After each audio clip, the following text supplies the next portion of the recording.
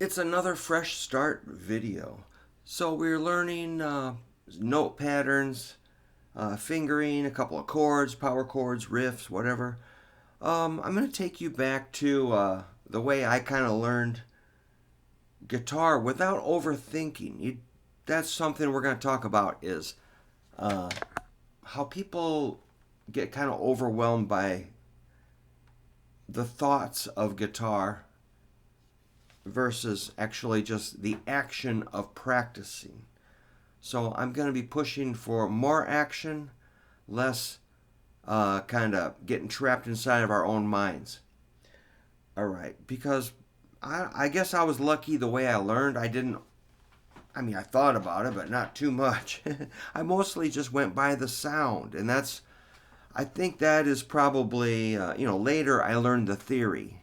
But first, let's make sure you've got some sound happening that is enjoyable.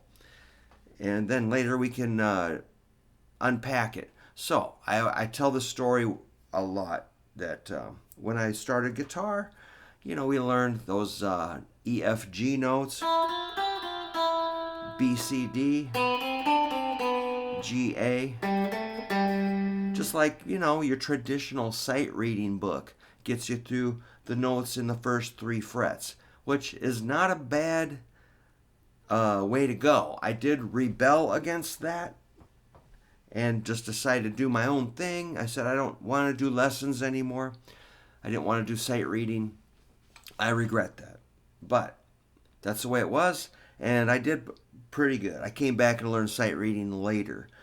But the way I learned my sound was just experimenting and listening. So, so I was working on that E, probably the F. I'm like, what a strange sound. Do I like that? I don't know.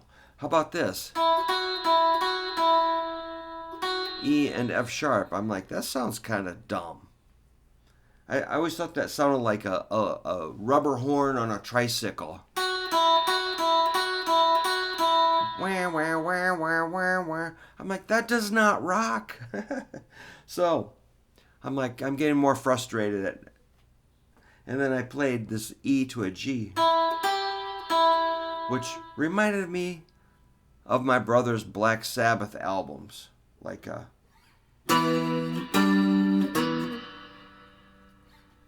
something like that.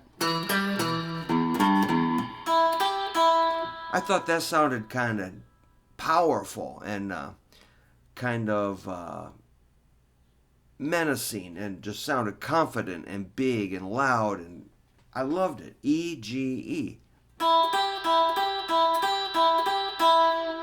So maybe if you're relearning guitar or trying to kind of navigate all the crazy online YouTube instructors and you're trying to sort it out for yourself, maybe just get down on that E and G note.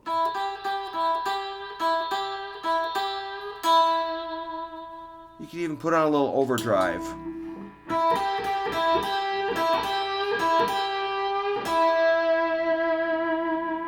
Man, those two notes have attitude. All right, now we're going to add another note. Of course, I probably tried a G sharp. That's weird. Screw that. How about E, G, A? Yeah. E, G, A is 0, 3, 5 on the first string. I probably went to the big string and did the same thing. Yeah.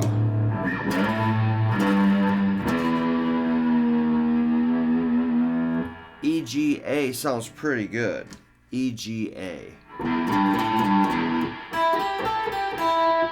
That's putting those notes together instead of just making you do these patterns of notes. Learn it in a way that's kind of fun.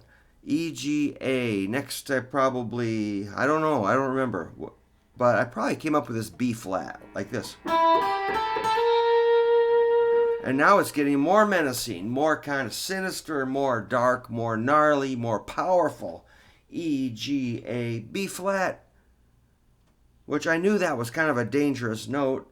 6th fret, 0, 3, 5, 6. Cool, man. I was astonished by how cool that sounded when I was learning. All sound. I had no idea why. I didn't care why. It just works. E, G, A, B flat. Next, I probably found the B, 7th fret, 1st string. There's 3 in a row right there. You might want to use 3 fingers. Check this out.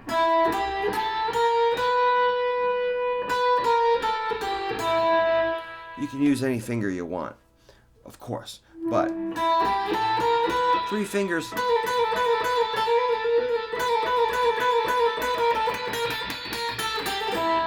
Sounds pretty cool. All right, 0, 3, 5, 6, 7. I probably messed around, experimented, tried the C and C sharp, but I ended up on the D, 10th fret.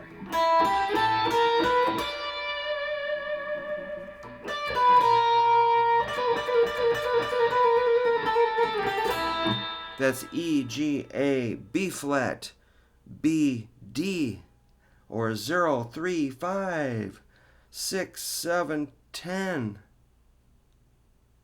It's cool. Next, I probably found the 12th fret on the 1st string, which to my amazement was another E note. I'm like, this is astonishing. How can I do this? I'm not a smart person. But I was able to do this without anybody showing me. I knew it was cool. Turns out it's an E blues scale. Check it out.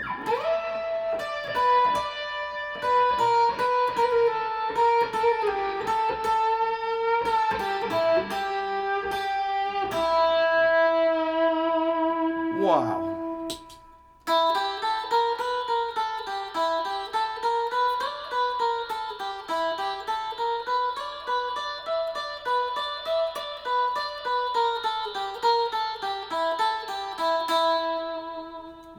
Super cool. So, I recommend you give it a try. Once you learn that pattern, you can do it you can play it on the rest of the neck, which might sound like this.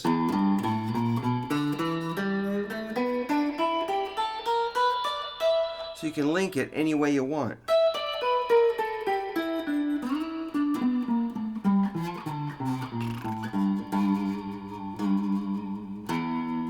Guess what? I still play that scale. That was probably 1976. I was figuring that out. It's 2024. I'm still playing it. I was right. And you can do it too. You know, if you like that sound, it's like the scale Jimi Hendrix used. So I think that's I call it the Jimi Hendrix scale when I'm teaching kids. Maybe Buddy Guy, Eric Clapton, Jimmy Page, Jeff Beck, all those long hairs, man, everybody. So yeah, check out the blues scale, E blues scale. And that would be, if you don't know that, that would be a fun thing to do. If you already know it, you should probably review it. Thanks.